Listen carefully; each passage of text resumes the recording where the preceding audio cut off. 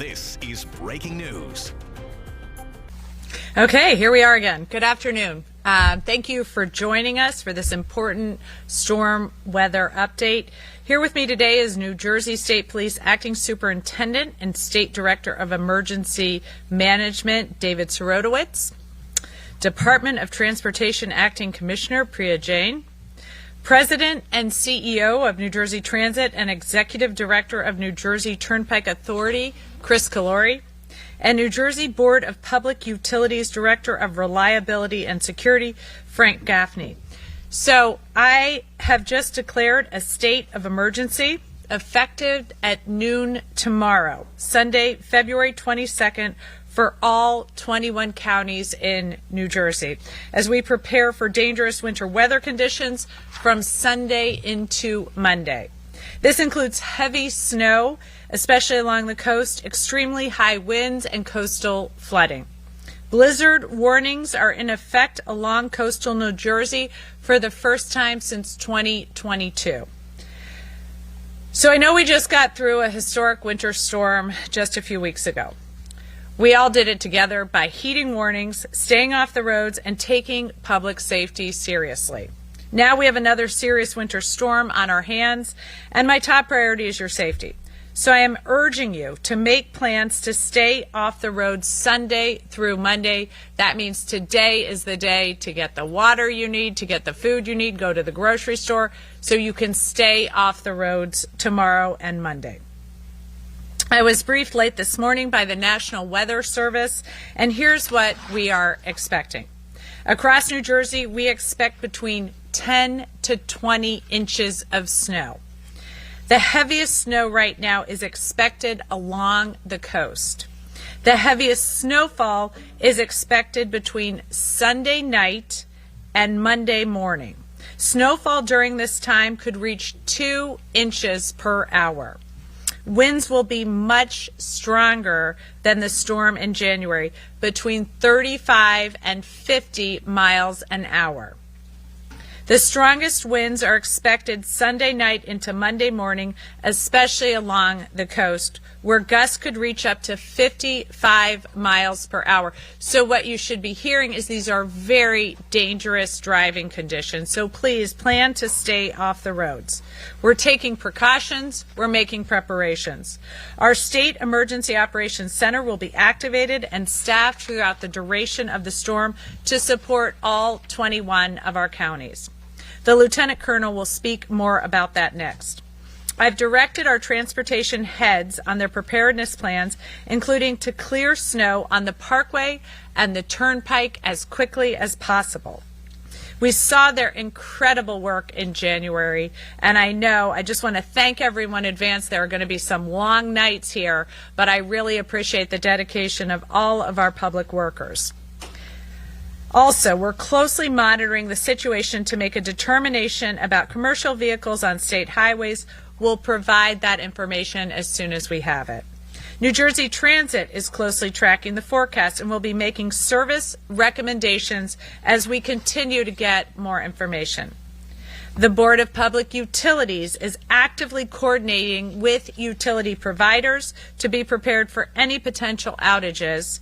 This storm faces more risks than the last one because of the blizzard conditions and the heavy winds. Additional crews and mutual aid are being sent in and will be working around the clock to support residents. So I said it last time, and I'll say it again. We need to be prepared. We need to be safe.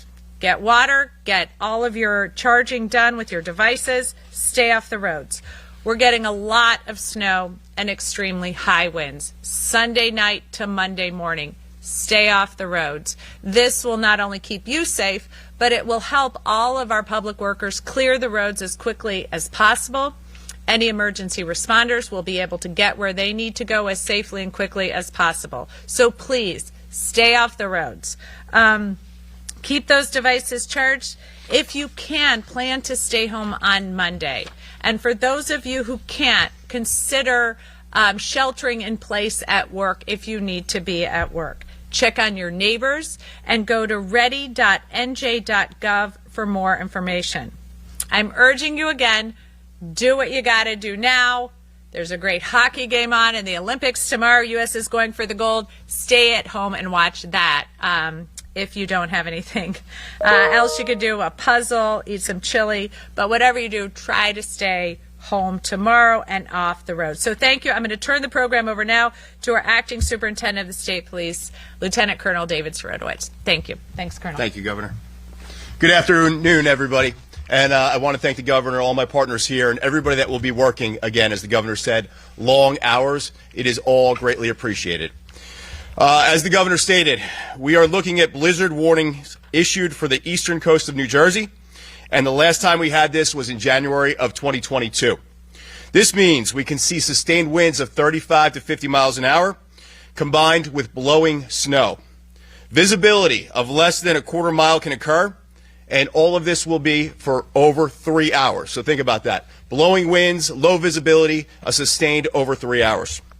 The rest of the state will remain under a winter storm warning. This means that we will not have the same strength of blowing snow, but the storm will still be very impactful throughout the entire state. As of now, snow totals, as the governor said, from Sunday into Monday range from 10 to 20 inches throughout the entire state.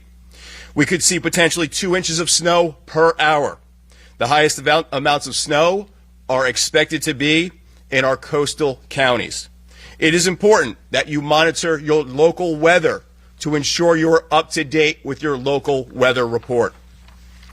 I've ordered, from a state OEM perspective, the SEOC, the State Emergency Operations Center, to be activated starting tomorrow at noon to a level 2 activation. It will remain activated throughout the entire storm. By doing this, it allows all local, county, and state partners to remain connected with the state, so we can coordinate response efforts, monitor all traffic throughout the state, and monitor traffic throughout our state partners as well. Our function from an OEM perspective is to monitor impacts to travel, impacts to utilities, and public safety throughout the state, as well as share statewide situational awareness reports in connection to all municipal, county, and state partners. This includes any major incidents that may happen throughout the state and ensures we are solving complex problems in real time with all of our partners. We'll be in regular contact with representatives from the National Weather Service. We continue to get briefings from them for any changes in the weather along the way. We will coordinate with all 21 counties to provide them with the most up-to-date information for their municipalities in real time. The SEOC will also be monitoring for any requests, any state assistance that may be needed throughout our state. We also have search and rescue personnel available should need be. This includes snowmobiles, high-wheeled vehicles, which all enhance our response capabilities to help any problems anywhere throughout our state.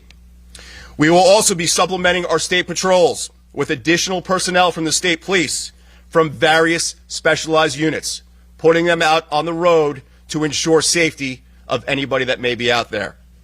Tips for our residents. Please make sure your preparations are done now. As the governor said, get what you need to now. Fill your vehicle with gas. Charge your cell phones and any devices you may have. Check on the elderly. As we always say, this is a community. Our state is a community. Ensure the elderly, your neighbors, your friends, your loved ones are safe and they have what they need now. If you don't have to travel, I can't stress this enough, please don't travel. Allow our emergency vehicles and our plows to do what they need to do as safe as possible. If you see an emergency vehicle with their lights activated on the side of the roadway, please move over and allow them to do their job. You can also visit NJ211 for updated code blue information, which can help if you need a warming center near you. That information is updated in real time. Also, as the governor said, please visit readynewjersey.gov for all of our updated information. Thank you very much. Thank you so much, Lieutenant Colonel. And next, I'm going to have President and CEO of New Jersey Transit, Chris Calori. Thank you, Governor. As always, thank you for your extraordinary leadership as we prepare for yet another storm. I just want to, if it's okay, I'm going to do the Turnpike first. Regardless of whether you're on the Turnpike or New Jersey Transit, our primary focus is to make sure our riders and our customers are safe. As the governor has said, and as the colonel has said, we want to make sure we get everybody on the roads and our trains safely to their destinations. But if you can not use the system so we can actually get through the storm that would be really appreciated. On the Turnpike, our biggest concern this time is going to be on the Parkway because of the high winds.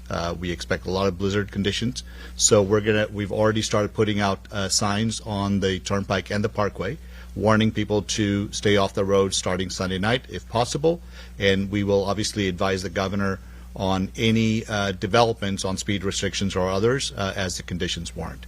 We have 1,600 people and we have 100,000 tons of salt ready, and we're able to respond to any of the conditions that arise.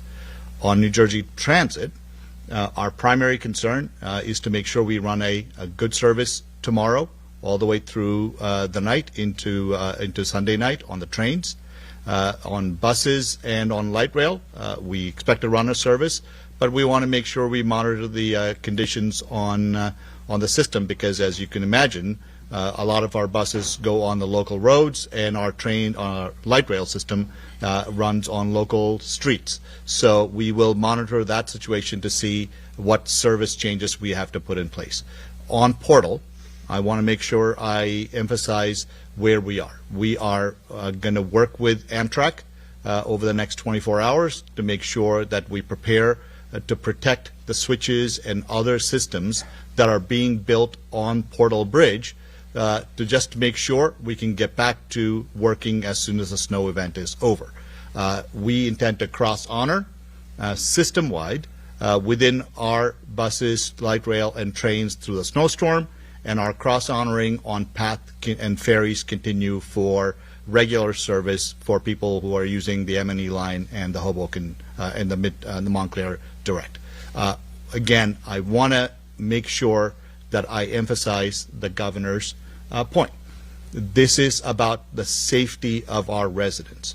The sooner we can get the system back up, the better it is for all of us. But in order for us to do that, we need the time and space to do just that. So we really appreciate your cooperation. And one last ask of our counties and municipalities. We run 15,000 daily bus trips on buses. We move 500,000 trips on that. In order for us to do that, we need to make sure the bus shelters are cleared of snow. No point in running a bus service if those bus shelters are full of snow and mounds of snow where people can't stand safely. So as the event progresses, we're going to stay in touch with them, but I'm respectfully asking our municipal and county partners to help us now to make sure we can get back our bus service in time for the rush hour commute Monday afternoon and certainly Tuesday. Thank you. Thank you, Governor. Thanks so much. Next, we have Acting Commissioner of New Jersey Department of Transportation, Priya Jain. Thank you, Governor, for your leadership and planning efforts to make sure that the state is prepared for the storm. New Jersey DOT has been monitoring the forecast and coordinating our response with other transportation agencies. NJDOT will be activating our crews and contractors Saturday evening ahead of the storm, so they will be in position and ready to address the forecasted winter weather when it arrives. New Jersey DOT has up to 3,400 NJDOT and contractor spreaders and plows that can be deployed to keep the interstate and state highways clear. We have about 350,000 tons of salt on hand and about 3,500 personnel ready to be deployed when for the storm. We will plow those and salt the road as soon as we are able to. SJTA has 83 plows, dump trucks, and loaders to keep the Atlantic City Expressway clear. They have about 3,800 tons of salt. Crews will be working around the clock through the storm and after the storm passes to ensure that the roads are clear and safe. With snow expected to be heaviest overnight Sunday and into Monday, we agree and recommend that people stay off the roads so our crews can do their jobs to clear roads and get everyone back to their work and to their whatever else needs to be done for them. NJDOT will deploy our inclined packages assets tomorrow afternoon on I-280 and I-78 at Jugtown Mountain between exits 7 and 11, where hilly conditions often lead to disabled vehicles. The inclined packages include NJDOT plows and spreaders, pre-positioning towing assets, New Jersey DOT safety service patrol and trucks, and coordination with New Jersey State Police. So stay safe, and as my colleagues have said, please go ahead, take care of things that you need to take care of today. Thank you. And finally, Frank Gaffney, the Director of Reliability and Security at the Board of Public Utilities. Thank you, Governor, and we thank you for your leadership in this. Board staff is in close contact with the electric distribution companies and will be activated for the remainder of this event.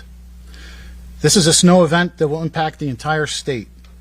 Please stay off of the roads so that utility crews can reach any outages and the roads can be cleared.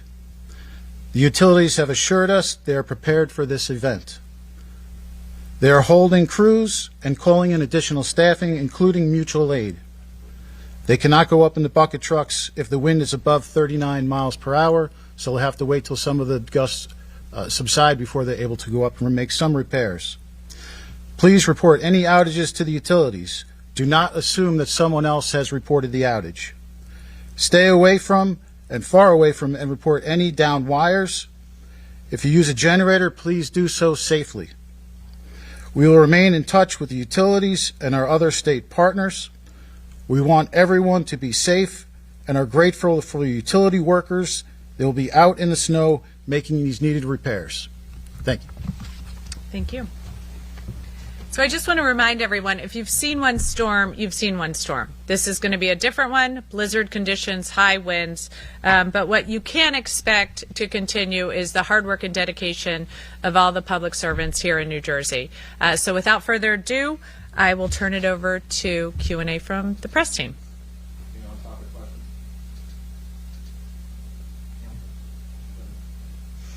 Chris, it took about a half a day to restore New Jersey Transit last time.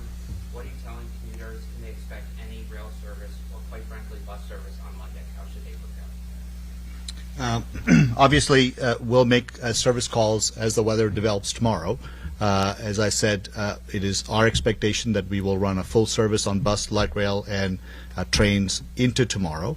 And should the weather allow us to continue into Monday morning, we will do that. But again, this is something that we have to monitor very closely. I want to be crystal clear, and I've never shied away from saying the following. I see no point in running a service if we're going to have people stuck with no heat, no electricity between train stations, and we have to go rescue them. Ultimately, we care about the safety of our residents, not just because we randomly want to provide a service, but because it sounds good. We will only do it, and my recommendation to the governor will be based on the weather conditions and our ability to provide that kind of a service safely. So we'll make the call as the weather progresses. And due to the blizzard conditions you're discussing, has there ever been discussion of a travel ban on New Jersey Turnpike or Parkway? Governor, current state of emergency, should they do that? Right. Look, I mean, obviously, in the last storm, the governor allowed us to do speed reductions, which was an important development. Turnpike operates very differently because it's an interstate highway, and Parkway operates as a local road. So this storm, especially, as the governor mentioned, has very different characteristics on the coastline as compared to the main line. So the coastal conditions may precipitate a different response to the Parkway than the Turnpike. So we will make those decisions and those recommendations to the governor, again, based on the weather conditions. So all those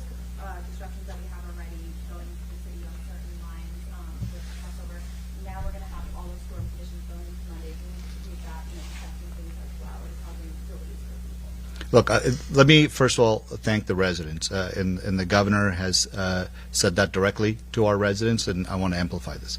We understand that the Portal Bridge, while it is a good thing in the long term for the resident, has led to service disruptions and has led to frustrations. I'll be the first to admit this is not something that we want to do. It's something that we have to do for the good of the people.